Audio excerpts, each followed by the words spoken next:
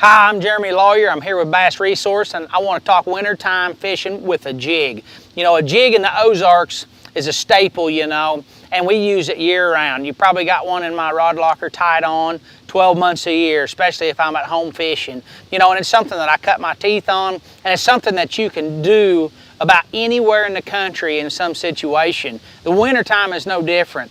I live close to Table Rock Lake. Table Rock is an absolute fabulous jig lake. What makes it really good is that it's really deep, really clean, it's really rocky, got a good crawdad population, and it's got all three species of bass.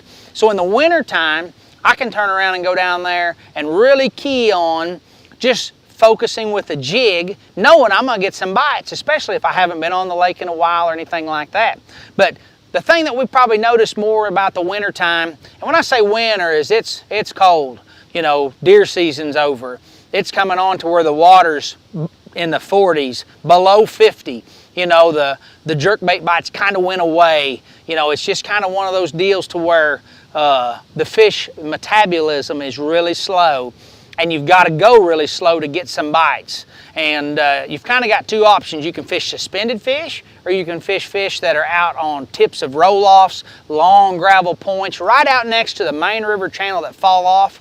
And it's just something that I really have a passion for, because I know if I do it long enough in a day's time, I'm going to get enough good bites, I'm going to find me a group of bass, and then you never know what you're going to catch because we've got all three species. But the way I like to target them is with a football jig. Right here you can see this is a 3/4 ounce football jig. And one thing you've noticed right from the bat is I don't have a weed guard on there.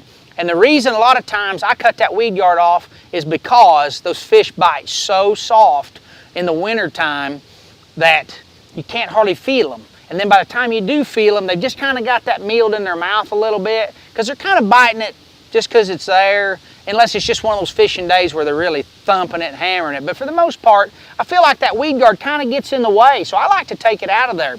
Now, of course, if you're around structure and you're around a bunch of standing timber, that's not going to be possible. You can always thin it out just a little bit as well. And if you are to thin it out, instead of cutting it completely off, always trim it from the bottom instead of on the top, because if you trim it from the bottom, it's going to keep the integrity of your weed guard, because all you've done is cut the bottom strands off. If you cut it from the top, then the bottoms are going to be weak because they don't have any more leverage. They've lost half their buddies that hold them up there. So keep that in mind if you're trying to trim your weed guard. I like to take it completely off there. This is a 3/4 ounce peanut butter and jelly, really a good crawdad forage, color, in clean water and everything, catches them all. They're not too picky. But the thing that I notice the most is that your cadence, kind of like throwing a jerkbait, is really important in the wintertime. When it's summertime and you're kind of jerking a jig or stroking a jig or however it might be, the bass really aren't that picky, I don't feel like. But in the wintertime, they really get that way. They get to where they may want it just dragging one day. They don't even want it to leave the bottom. And the next day, they may want these little short hops. Some other time, they may want it just swimming it. You just swim it really slow and kind of kill it every 4 or 5 rounds of your reel, and then let it coast to the bottom. Do it again. It's not really something that you really know day to day. You have to kind of figure that out as you're out there. But it's a really cool way to catch them. Something that I have to do is downsize my line, because I'm fishing way deeper. I'm still going to throw it on this 7.3 Covert Series jig rod. This is a medium heavy. But I'm going to downsize to maybe even 14-pound Sunline shooter, 12-pound, because I'm trying to reach depths of 30, 35, 40 foot. And a lot of times I think a jig works great in that depth because they don't see it a lot. A lot of people don't have the patience to get it down there that far.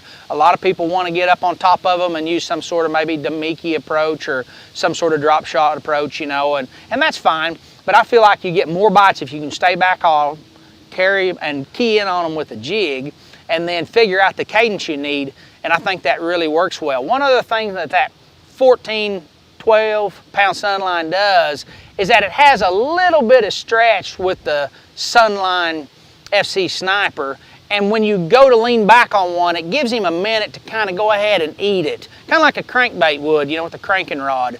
If it's really stiff and maybe you're trying to use braid to feel better, you think, you actually want to feel a little bit less, because the chance of that fish actually swallowing the whole football jig in the winter's not nearly as great.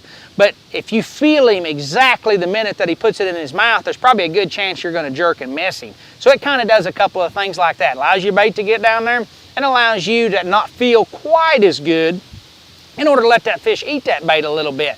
But, you know, it's a really great setup. It's a really easy way to catch them. You know, a lot of times in the wintertime, it's cold. You don't want to have something winding all the time to where you're getting your hands wet, your gloves wet, you know, you're getting ice in the eyes of your rods. And this is a way you can slow down and keep from having to worry about that and fish for the same fish with a technique they don't see a lot of places, and a technique that's pretty simple to do. The hardest part is just understanding that 35 foot's not that deep. If you stood 2 Ranger boats end to end to end and they were 20 footers, that wouldn't really be that tall. So it's really not that big a setup to do, but it's a great way in the wintertime to key on them, catch them out there in schools, catch all 3 species, and just have a really great time.